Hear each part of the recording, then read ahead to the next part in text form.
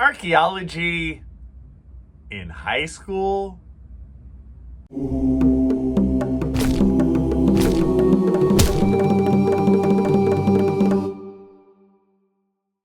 All right, question I get quite a bit actually. Hey Kinkella, I want to be an archaeologist, but I'm still in high school. What do I do? So let's think of this as kind of a wide-ranging question, right? Because obviously you can't be an archaeologist tomorrow, but you don't need to be. What I find is even by the time you're in the 9th grade, 10th grade, you can make choices that will make your life easier if you want to become an archaeologist. Now, I'm not saying in the same breath that you need to know you want to be an archaeologist by the age of 6, right? I totally didn't. I didn't really even know if I really wanted to be an archaeologist in a serious manner until I was like 20 or 21, So I didn't do any of this stuff that I'm about to recommend to you. Or I should say, I did some of this stuff, a decent amount of this stuff, accidentally, not knowing that it would help me later, but it kind of did. So what can you do? You're in the 9th grade, you're in the 10th grade. What can you do to begin your career in archaeology? Or we can say it as, if I'm constructing the world's most amazing archaeologist, what are the first bricks that I use to build this person? Okay, first, I would say that you should do well in school. This doesn't mean you need all A's. If you have a couple B's and maybe even a C, that doesn't mean, oh my God, life's over, right? But we want to realize and remember that archaeology is an intrinsically academic field, right? So it's not just digging. It's not just looking for treasure, right? It's knowing how to deal in an academic manner. So a lot of the stuff that you guys are taking, even in early high school, you want to just try and do well and get the skill set they're trying to give you, like English, right? Being a good writer only helps out. So focus on your English classes. Try and do well. Try and get to be a better writer. The only way to get to be a better writer is through writing. So just keep doing it. Are you going to be a sucky writer in the beginning? Yes. Every time. I was a terrible writer. It took me forever. But just so you know, right, you want to do well in that. Math. Yeah, we actually do use math in archaeology. Oh my God. Whether it's statistics, whether it's kind of geometry for some of the measurements, do well in your math classes. Am I telling you you need to take calculus right away? No, not necessarily. Do you need calculus in archaeology? No, you don't. But I would say a mathematical brain kind of helps you out. So having a working knowledge of math is good. Do well in your math classes. Of course, history class and social studies class, they're basically kind of the same thing, right? The idea of knowing about history and knowing about world history, any sort of background in world history, ancient history, that kind of stuff, that always helps out. I would also say, funnily enough, anything you know about local history can really help you too. So focus on that, learn from that. This isn't where I'm telling you have to get all A's every day, but do your best, do well, get good at academic stuff. Also, at this point in your life, I would say that focus a bit on learning to be outside. It's simple stuff.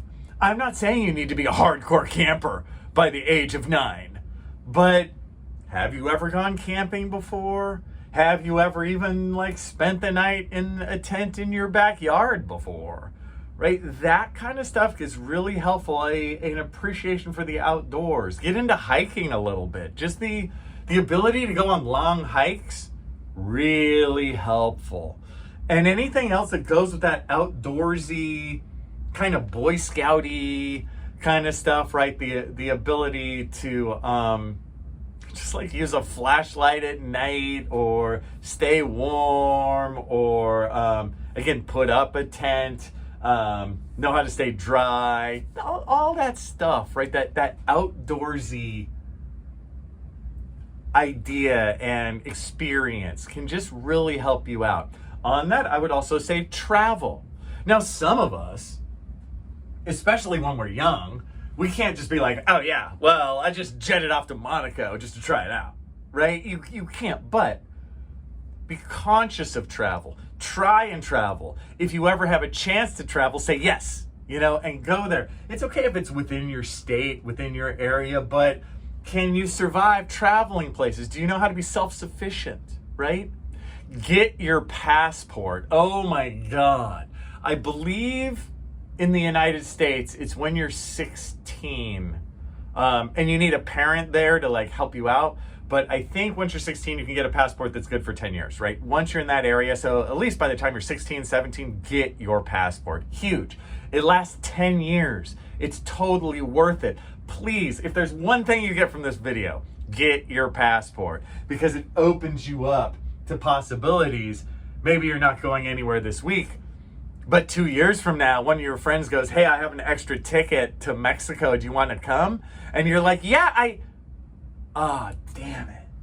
You need your passport. So on that travel world, passport, your driver's license. Look, you're a young person. Get your driver's license, man. That's huge. And hey, while you're getting your driver's license, learn more about vehicles and automobile maintenance and that kind of stuff. Because when you're in the middle of the jungle, it's always nice if somebody knows how to fix a car, fix a flat, change a spare tire, right? That kind of stuff.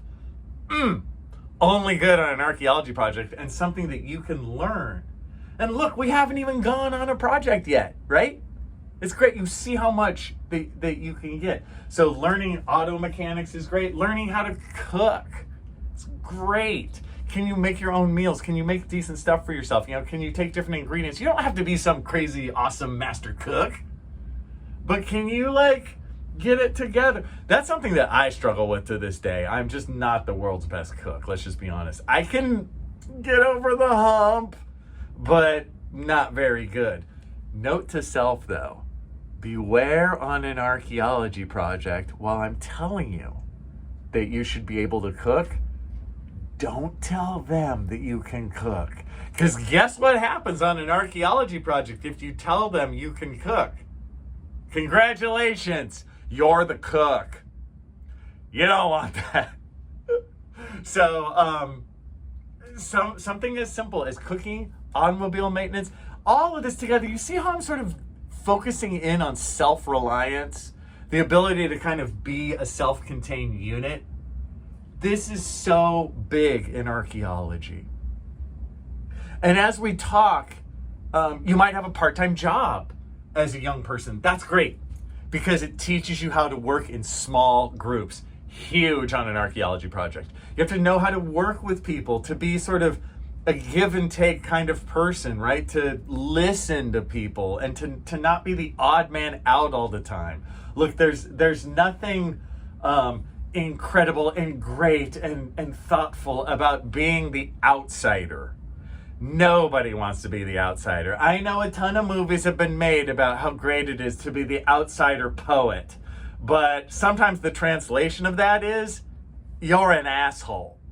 So you don't want to be that, right? You want to be somebody who can work well in groups.